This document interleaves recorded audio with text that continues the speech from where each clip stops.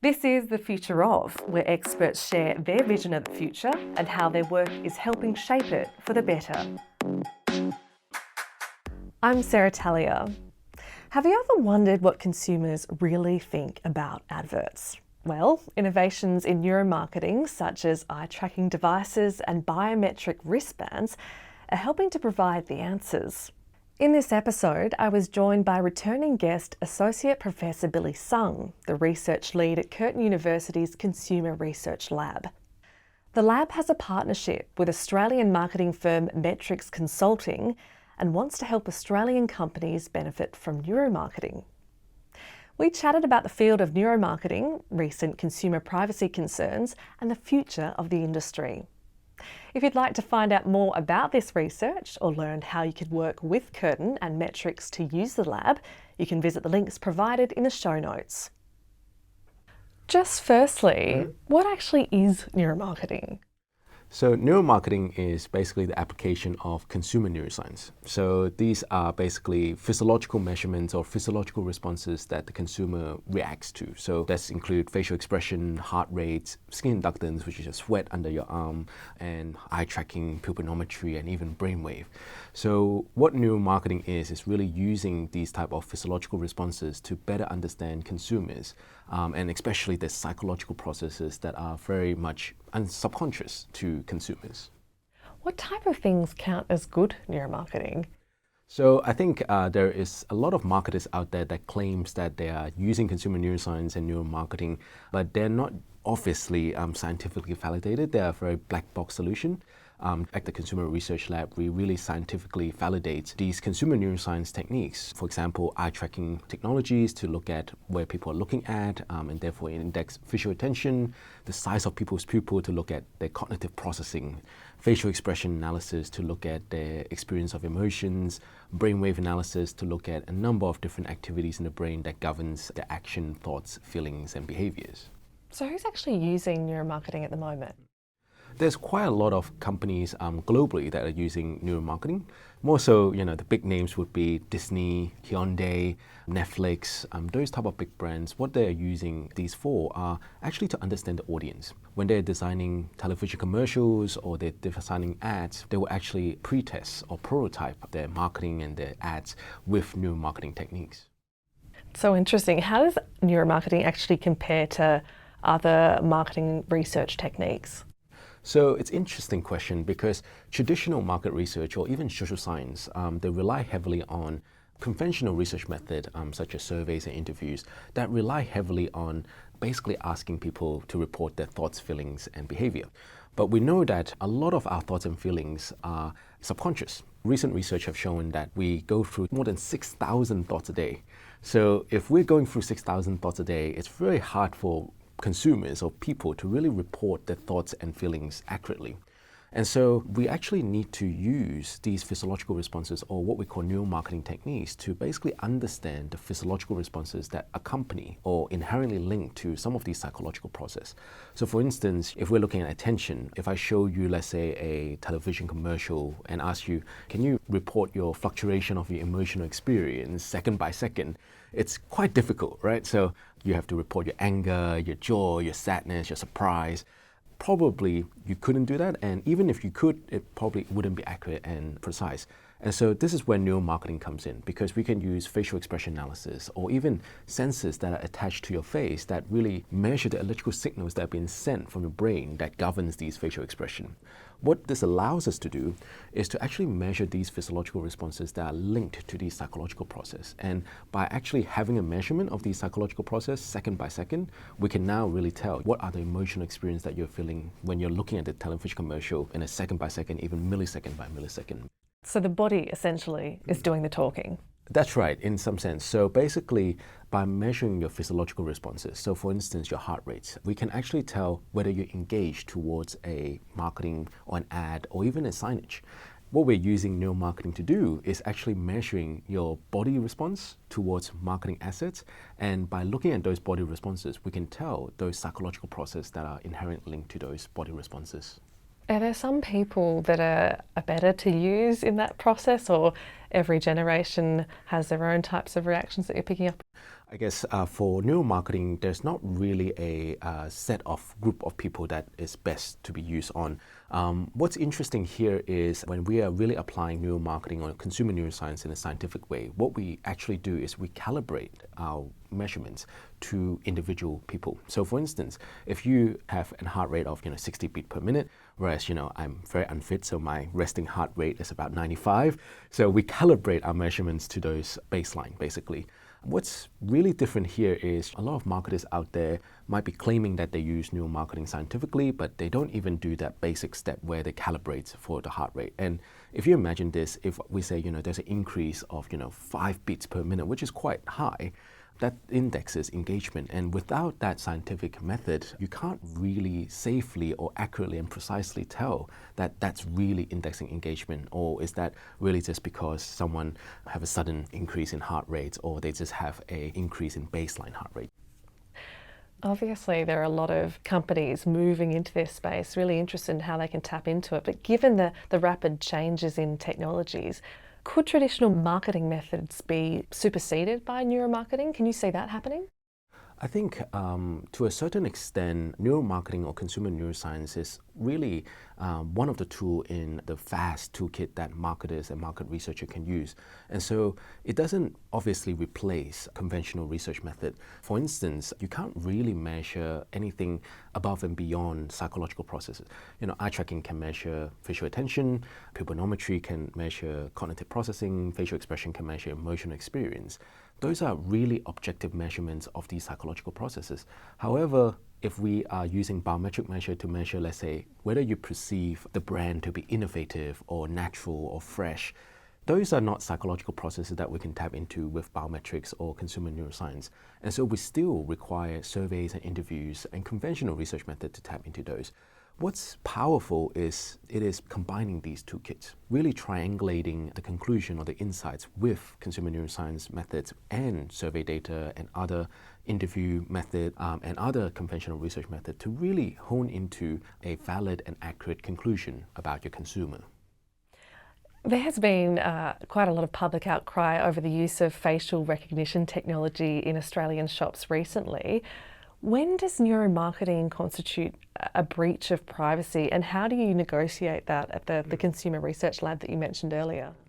Definitely. So at Curtin University, all of our research follow very strict protocol. In fact, we have a dedicated ethics committee that really governs what can be done and what cannot be done and what we need to tell our participants. So we don't hide anything from them. We tell them exactly what the intention of that research is for. But it's interesting that, as you have said, there is a kind of like a public concerns about the use of these technologies or biometric technology in general. But I think there is a bit of, misunderstanding in how some of these biometric data is being used.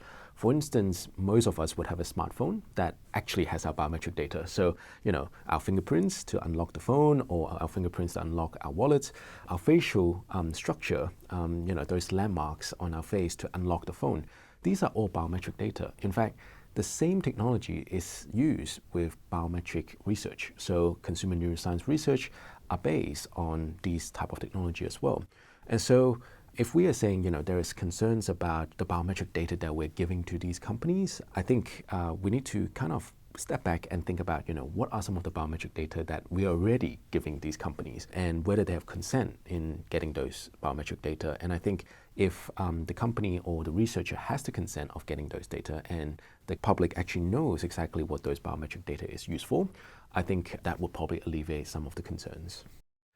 What are some of the common misconceptions that you tend to come across with neuromarketing? I think there is 3 major misconceptions. The first one is a lot of people are very concerned about, for instance, bigger brands using biometrics in the stores to identify them.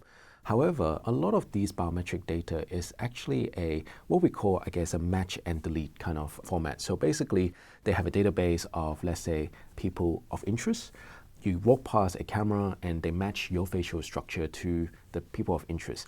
If you're not the people of interest, then they'll delete your biometric data. So everything is stored in that particular moment. Once that matching process is done, it's deleted. So your data is not saved anywhere. A lot of these have been used in surveillance, even in airports. So a lot of the public concerns is that, do you actually store my data, and how do you use those data? And a lot of the time, these data are actually not stored. They're just used at that moment and deleted after the matching process. So that's the first concern. I guess the second concern is, Billy, if you know all of my consumer biometrics and consumer neuroscience tricks and tips, can you actually press a button on my brain to make me spend more? Now, definitely the answer is no. And in fact, if there is, I wouldn't probably be sitting here and telling you that I have this trick up my sleeve. I would probably, developing new products where I could press that button and make you buy that product. And so I guess the concern about, whether there's a buy button or a brain area that we can trigger to make you buy more or to be more impulsive in buying, that's actually not what the research is saying. The research is saying that although we have a lot of these subconscious process, we still have that rational thoughts, what we call a top-down process that really governs what we buy, what we do, how we decide, so on and so forth. And I guess the last concern, and the third and last concern, is really about that whole concerns about privacy. And again, I think as we have discussed, if we really tell the user or the person of interest how is the data being used, and they really provide consent, is similar to, I guess, some of our online data. If we provide consent for people to track us online, for software and apps to track us, and you're knowingly allowing them to track those data, I think that kind of alleviates some of those privacy concerns. So education is key, really. That's right, yes. So this year, the Consumer Research Lab partnered with marketing strategy firm Metrics Consulting. What's the plan in that space? How will this partnership potentially help Australian companies? It's definitely an interesting partnership, and it really can be a game changer for businesses and organizations looking to enhance an already sophisticated marketing approach with the latest science-backed insights and testing that go way beyond anything we have had access to before.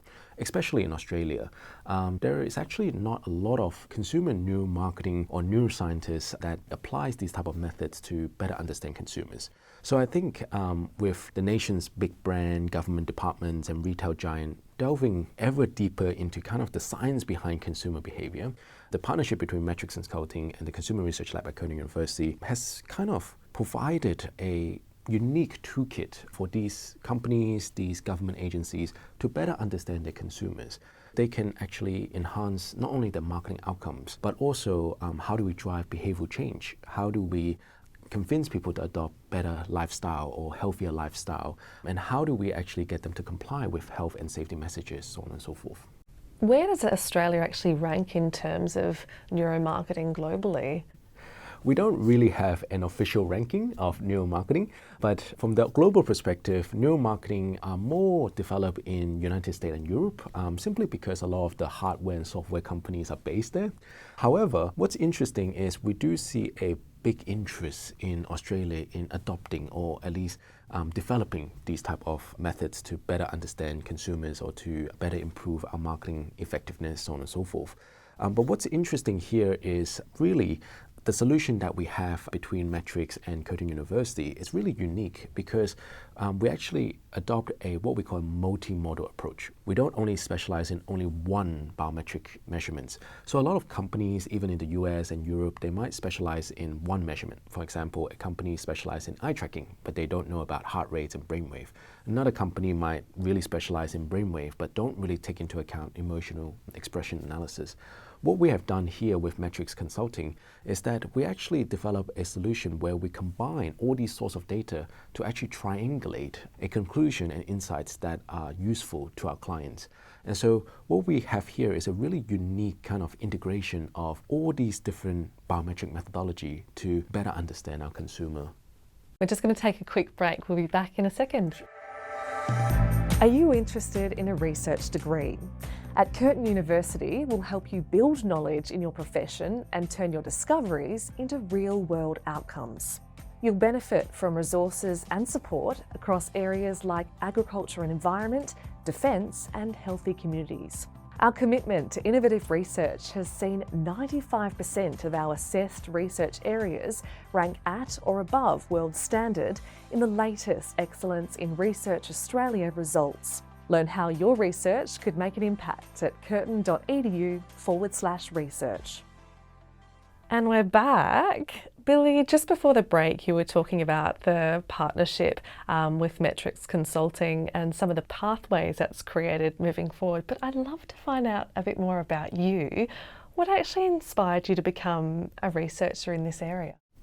It's funny you say that because before my PhD, I never thought I would be a researcher.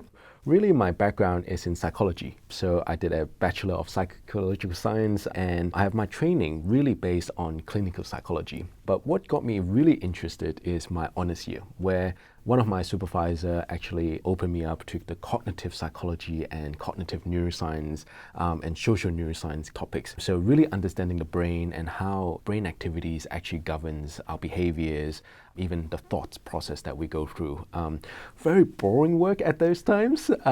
And actually, looking back at those times, I think what really got me interested is really understanding there's so much complexity in a person's brain. As we said earlier, we go through more than 6,000 thoughts a day. But if you think about it, there's also research that shows that we walk through, more than 2,000 ads a day.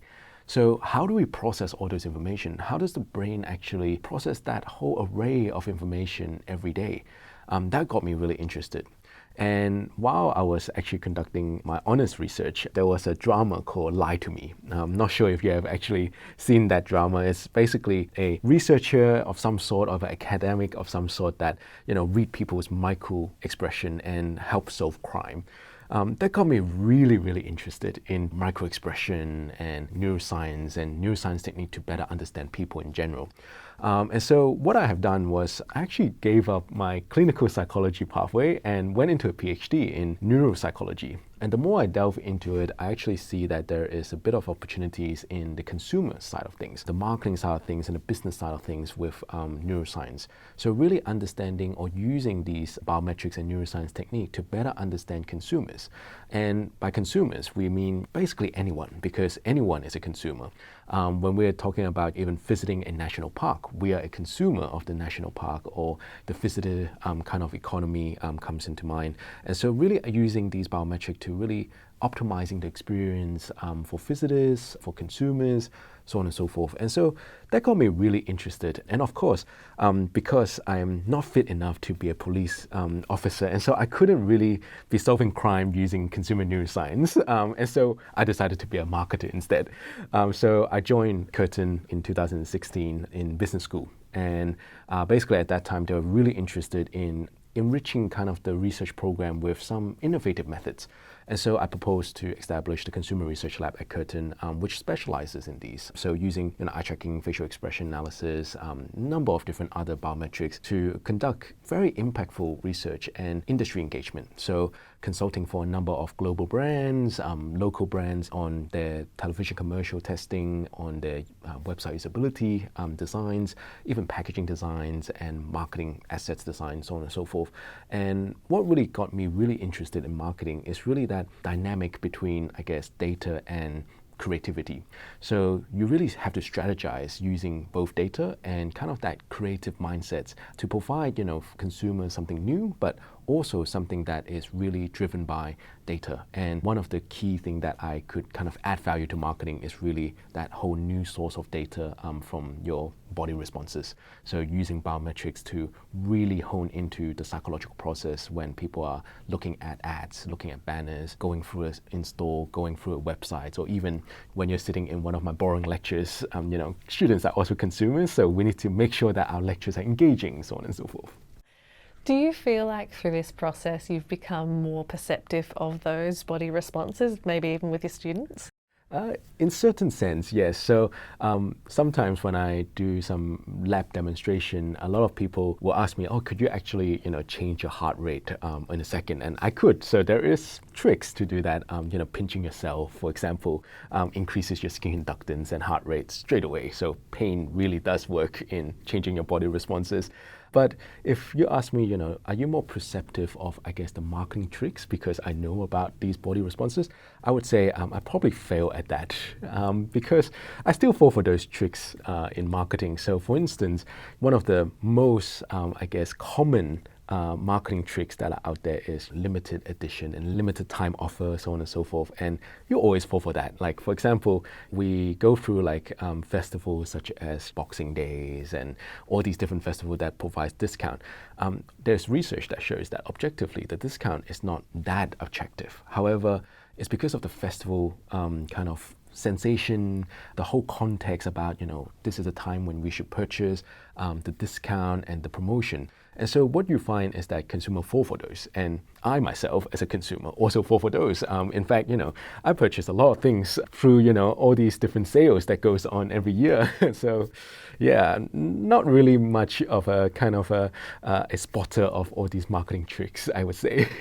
Billy, have you actually been ever rigged up in the process and had your own reactions analysed? Yes, funny you asked that as well. So obviously, we always do that. Actually, we sometimes pilot test some of the new ads or new website design that our clients send through.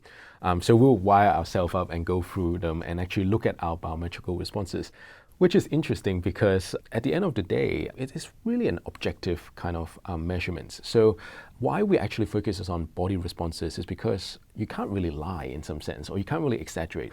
A good example is we know that from our research at Curtin that when we show people sustainability products or sustainability information, they say that they care about sustainability. But in all honesty, when we even look at eye tracking data or facial expression data, we show that they pay zero attention to sustainability information on product packaging. Facial expression analysis shows that they exhibit zero liking, although they claim that they like sustainability information. That's interesting. And these are the things that are really interesting when we look at consumer biometrics and neuroscience and how we could really use this or leverage these techniques to better understand not only consumers, but to help us make better decisions in some ways. Billy, I'd love to know just an example of one of the groups or consumers that you've worked with at the Consumer Research Lab. If you can give us a sense of how you've worked with them and what's played out. I think one of the most common examples that we have been doing is ad testing. We don't actually test fully produced ad because a fully produced ad will cost 500 to 600K above to produce those ads. So what we do is we actually worked with clients like an insurance clients to test their animatics. So what that means is kind of like a black and white storyboard where with voiceovers that goes through and some imageries that they will be using in the ad. And so what we have done is instead of them making a decision to produce an ad that is about 500 and 600K, we basically tell them, we can test your black and white storyboard and tell you which second is effective and which second is not effective. In many of these projects, we actually tell them these 3 seconds engages people and these 3 seconds boards people out. And so we need to take those 3 seconds that board people out. We could also look at the emotional experience while they're going through the ad. We could even tell them, in these ad segments or these execution actually elicit positive emotions, whereas these execution or elements actually elicit negative emotions. So we could tweak them, so on and so forth. And so what we have done with a lot of these insurance brands, FMCGs brands, or fast-moving goods brands, and a number of different clients, what we have done is we actually help them to test concepts. It could be an ad concept, it could be a packaging concept, it could even be a product concept. There is a number of cases where someone would like to launch a new product into the market. What we did was, instead of doing an in-market testing, we actually took the concept of the product, we show it to some of the potential consumers, and we measure the liking. And what we found is that we could provide unprecedented insight to clients to actually tweak some of the elements of the product design to make it more favorable, more likable, and more acceptable for the consumers. The field has already evolved so much in the time that you've been working in it, no doubt. What's next for you? I think the next step for, I guess, this consumer biometrics and neuroscience, and especially the work at the Consumer Research Lab at Curtin, we really want to establish a benchmark. A lot of the time now when we work with metrics or other clients, we find that there is not really a benchmark of marketing effectiveness. In fact, if you ask, is 6 out of 7 on liking on a survey, is it that good? No marketers would kind of be able to tell you that there is a benchmark that 5.2 out of 7 is good. It's the same thing as biometric data. So for example, if we see a 5% increase in positive emotion, is that a good increase or a moderate increase, so on and so forth? So what we're doing with metrics consulting is actually trying to establish those benchmarks so that we have a reference point to actually analyze our data, and obviously further developing the algorithm. So the partnership between Metrics Consulting and the Consumer Research Lab really allows Curtin to further develop the algorithm so that we can start measuring even other psychological processes. So we're really in the cutting edge of the algorithm where we could measure implicit psychological processes such as the emotion of pride, which there's no algorithm to measure right now. That's what we are working on. Sounds like a really exciting space. Thank you, Billy, for coming in today and walking us through the landscape of neuromarketing. I really look forward to seeing what's next for you. Thank you. You've been listening to The Future Of, a podcast powered by Curtin University. As always, if you've enjoyed this episode, please share it. And don't forget to subscribe to The Future Of on your favourite podcast app. Bye for now.